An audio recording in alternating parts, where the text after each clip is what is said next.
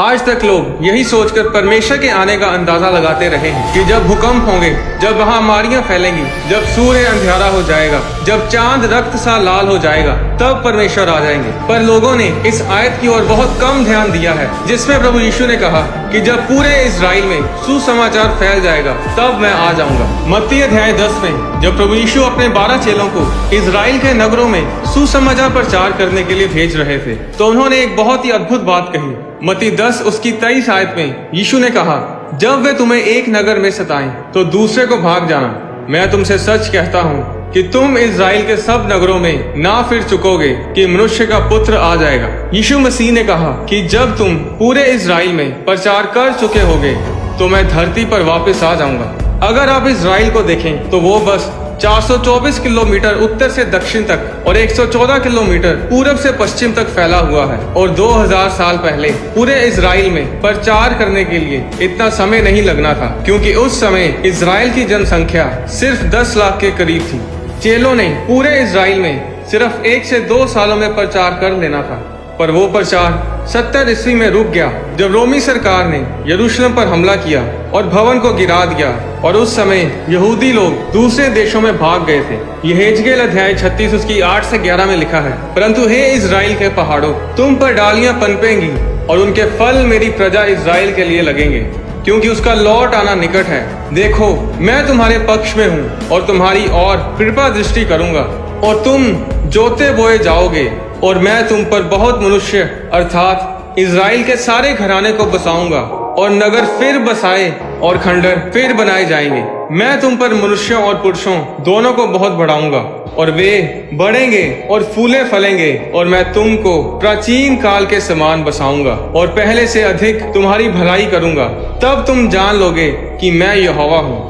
यहेजकेल की पुस्तक के पहले भाग में परमेश्वर यहूदी लोगों को बताता है कि इजराइल उजाड़ पड़ा रहेगा जब तक उसमें विदेशी लोग रहेंगे और यहूदी लोग देश से बाहर रहेंगे। और ऐसा ही हुआ। 2000 साल तक इजराइल की जमीन बंजर पड़ी रही, बेरंग, बेढंग और पिछड़ी हुई रही। कोई विकास नहीं हुआ। यहेजकेल की पुस्तक के दूसरे भाग में परमेश्वर इजराइल की जमीन के चिन्हों को बताता है कि यहूदी लोगों के इजराइल में वापस आने पर क्या क्या होगा। मई 14, 1948 को इजराइल स्वतंत्र देश बना और परमेश्वर का वचन पूरा हुआ कि यहूदी लोग अपने देश में राज्य करेंगे। आज तक भारी गिनती में यहूदी लोग अपने देश इजराइल में वापस आ रहे हैं, जहां जमीन पेड़ पौधे और फलों को उपजा रही है, जिस तरह भविष्यद्वक्ता यहेजकेल ने कहा था। आज इजराइल को दुनिया की टेक कैपिटल भी बोला जाता है। सबसे ज्यादा साइंटिस्ट और टेक्नीशियंस इजराइल में हैं। मिलिट्री पावर में भी इजराइल सबसे आगे है, क्योंकि परमेश्वर का वचन, परमेश्वर की आशीषें इजराइल के ऊपर हैं। इजराइल को अपनी प्रार्थनाओं में याद रखें। यशायाह अध्याय 43 उसकी 5 और 6 आयत में लिखा है, मत डर, क्योंकि मैं तेरे साथ हूँ। मैं तेरे वंश को पूरब से लेके आऊंगा और पश्चिम से भी इकट्ठा करूंगा। मैं उत्तर से कहूंगा दे दे, और दक्षिण से कि रोक मत रख। मेरे पुत्रों को दूर से और मेरी पुत्रियों को पृथ्वी के छोर से ले आओ। पिछले 120 सालों में 40 लाख से भी ज्यादा यहूदी लोग इजराइल में वापस आए हैं और भविष्यवाणियां पूरी हो रही हैं। तकरीबन 2000 साल के बाद जब 1948 में यहूदी लोग वापस इजराइल में आए, जब इजराइल फिर से बहाल हुआ और 14 मई 1948 को इजराइल एक स्वतंत्र राज्य बना, तो 2000 सालों में ये पहली बार हुआ कि यहूदी लोगों ने सुसमाचार सुनना शुरू किया। क्योंकि इजराइल में वापस आने पर भी यहूदी लोग सुसमाचार सुनने को तैयार नहीं थे, क्योंकि 1941 और 1945 के बीच यूरोप और जर्मनी के लोगों ने करीब 60 लाख यहूदी लोगों को घात किया, और इसलिए यहूदी लोग क्रिश्चियन लोगों को इसके जिम्मेदार ठहराते थे और सुसमाचार सुनते ही नहीं थे। पर कुछ साल पहले बहुत ही आश्चर्य करने वाली बात हुई। यहूदी लोगों ने अपने दिलों को खोलकर यीशु मसीह के सुसमाचार को सुनना शुरू किया, क्योंकि उन्होंने देखा कि असली क्रिश्चियंस उन्हें प्यार करते हैं। असली क्रिश्चियंस उन लोगों में से नहीं थे जिन्होंने यहूदियों को घात किया था। आज इजराइल के हर एक घर में गॉड टीवी के जरिए लोग इब्रानी भाषा में सुसमाचार को सुन रहे हैं, और ये वही भविष्यवाणी पूरी हो रही है जो प्रभु यीशु मसीह ने की थी कि जब तुम इजराइल के सब नगरों में प्रचार कर लोगे, मैं वापस आ जाऊंगा। सुसमाचार में सबसे बड़ी बात यह है कि ये अब इब्रानी भाषा में किया जा रहा है। इजराइल में हर कोई इंग्लिश नहीं बोलता, पर हर कोई इब्रानी भाषा बोलता है। यहाँ तक कि अरबी लोग जो वहाँ रहते हैं उन्हें भी इब्रानी भाषा आती है। अब इजराइल में टीवी पर पहले भी सुसमाचार प्रचार हो रहा था, पर वो इंग्लिश में हो रहा था और उसे वही लोग देख पा रहे थे जो इंग्लिश बोलते हैं या समझते हैं। पर अब गॉड टीवी इब्रानी भाषा में इजराइल के टीवी चैनल शेलानो टीवी पर प्रचार कर रहा है, जो कि भविष्यवाणी को पूरा कर रहा है। गोल्डा मायर, जो कि इजराइल की चौथी प्राइम मिनिस्टर और पहली वुमेन प्राइम मिनिस्टर थी और उसे इजरायली पॉलिटिक्स की आयरन लेडी भी कहा जाता था, उसने कहा था कि एक ही कारण है कि इजराइल स्वतंत्र देश बना है और वो ये है कि यहूदी लोगों को वापस इजराइल में लाया जाए, उन्हें परमेश्वर की प्रतिज्ञा वाले देश में वापस लाया जाए। आने वाले कुछ सालों में इजराइल बचाया जाएगा, पूरा देश यीशु मसीह को उद्धारकर्ता ग्रहण करेगा और तब परमेश्वर आ जाएंगे। अपने परिवार, अपने दोस्तों और रिश्तेदारों को बताएं कि यीशु मसीह आ रहे हैं। बाइबल में परमेश्वर ने कहा कि अंत के दिनों में मैं अपना आत्मा सब मनुष्यों पर उंडेलूंगा। तुम्हारे बेटे और तुम्हारी बेटियां भविष्यवाणियां करेंगी और तुम्हारे जवान दर्शन देखेंगे और तुम्हारे पुरनिये स्वप्न देखेंगे। वरन मैं अपने दास और अपनी दासियों पर भी उन दिनों में अपने आत्मा में से उंडेलूंगा और वे भविष्यवाणी करेंगे। और मैं ऊपर आकाश में अद्भुत काम और नीचे धरती पर चिन्ह अर्थात लहू और आग और धुएं का बादल दिखाऊंगा। प्रभु के महान और तेजस्वी दिन के आने से पहले सूर्य अंधेरा और चांद लहू सा हो जाएगा और जो भी प्रभु का नाम लेगा वही उद्धार पाएगा। एक अविश्वासी भी बता सकता है कि दुनिया में कुछ तो अजीब हो रहा है, कुछ तो होने वाला है, पर हम जो परमेश्वर के बच्चे हैं, हम अंधेरे में नहीं हैं, हम ज्योति में हैं। और यही समय है लोगों को बताने का कि तैयार हो जाओ, यीशु मसीह आ रहे हैं, परमेश्वर का आगमन बहुत निकट है। यही समय है तैयारी करने का, अपने पापों से तौबा करने का और परमेश्वर में बढ़ने का। अगर आप तैयार नहीं हैं परमेश्वर के साथ जाने के लिए तो तैयार हो जाएं। पकड़ ले अपनी बाइबल को, आ जाए अपने घुटनों पर, उपवास में, प्रार्थना सभाओं में। ये टेक्नोलॉजी, ये इंटरनेट, ये सोशल मीडिया परमेश्वर ने ऐसे समय के लिए ही दिया है और ये क्रिश्चियन लोगों के कारण ही परमेश्वर ने क्रिश्चियन लोगों को ही दिया है, ताकि लोग परमेश्वर के वचन से जुड़े रहें, प्रार्थना सभाओं में शामिल रहें, परमेश्वर के वचन को उसके दासों से सुन सकें।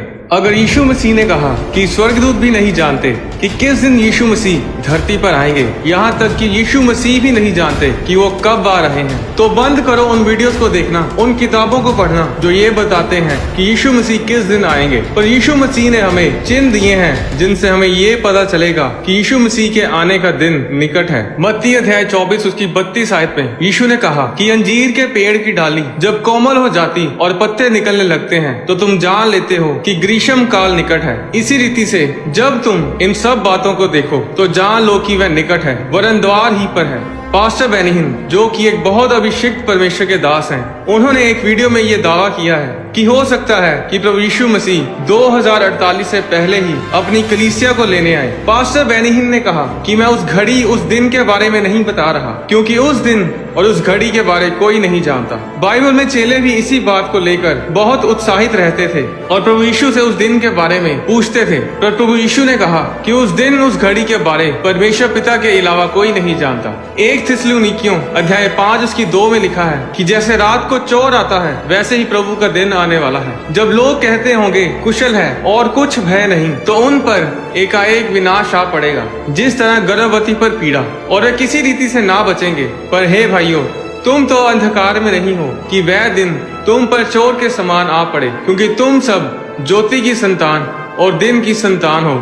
हम ना रात के हैं ना अंधेरे के हैं, इसलिए हम दूसरों के समान सोते ना रहें, पर जागते और सावधान रहें। 1 थिस्सलुनीकियों अध्याय 4 उसके 16 में लिखा, क्योंकि प्रभु आप ही स्वर्ग से उतरेगा, उस समय ललकार और प्रधान दूत का शब्द सुनाई देगा और परमेश्वर की तुरी फूंकी जाएगी और जो मसीह में मरे हैं वे पहले जी उठेंगे। तब हम जो जीवित और बचे रहेंगे उनके साथ बादलों पर उठा लिए जाएंगे कि हवा में प्रभु से मिलें, और इस रीति से हम सदा प्रभु के साथ रहेंगे। हम नहीं जानते कि दुनिया का अंत किस दिन होगा या फिर प्रभु यीशु मसीह दोबारा कब आएंगे, सिर्फ परमेश्वर पिता जानते हैं। पर प्रभु यीशु मसीह ने हमें ऐसे चिन्हों और समयों के बारे में बताया है जब प्रभु यीशु मसीह बड़ी सामर्थ और महिमा के साथ बादलों में आते दिखेंगे। मायने ये करता है कि हम तैयार हैं या नहीं। अगर परमेश्वर कल आ जाए, 1 साल बाद आ जाए या फिर 20 साल बाद आ जाए, तो क्या हम यही धरती पर रहना चाहेंगे या फिर परमेश्वर के साथ स्वर्ग में जाना चाहेंगे? या फिर अगर हम उस दिन को देखने तक जीवित ना भी रहें, तो क्या हम मरने के बाद स्वर्ग में जाना चाहते हैं या फिर नर्क में, जहाँ रोना और दांतों का पीसना है? चाहे जो भी हो, हम परमेश्वर के साथ तभी उठा लिए जाएंगे अगर हम परमेश्वर के साथ वफादार हैं। मरने के बाद हम स्वर्ग में तभी जाएंगे अगर हम वफादार हैं, अगर हम प्रभु यीशु मसीह को अपना उद्धारकर्ता ग्रहण किए हुए हैं। आने वाली वीडियोस में मैं आपको बताऊंगा कि दानियल यरूशलेम की ओर ही खिड़की खोलकर प्रार्थना क्यों करता था। क्यों जब हम आत्मिक चर्चेस में प्रार्थना करते हैं तो उसका उत्तर हमें जल्दी मिलता है। क्यों जब हम आत्मिक चर्च में जाते हैं तो हमें अलग सी शांति महसूस होती है। जब याकूब ने स्वप्न देखा था कि एक सीढ़ी पृथ्वी पर खड़ी है और उसका सिरा स्वर्ग तक पहुंचा है और परमेश्वर के दूत उस पर से चढ़ते उतरते हैं, वो स्वर्गदूत ऊपर नीचे क्यों आ जा रहे थे? क्यों इजराइल इतना आशीषित है? यहूदी लोगों का भविष्यवाणियों के साथ क्या लेना देना है? परमेश्वर ने इजराइल को इतना ऊंचा, इतना आशीषित क्यों किया है? इतना छोटा देश होने के बावजूद भी क्यों इजराइल मिलिट्री पावर में सबसे आगे है? बाइबल से जुड़ी और भी वीडियोस को देखने के लिए हॉली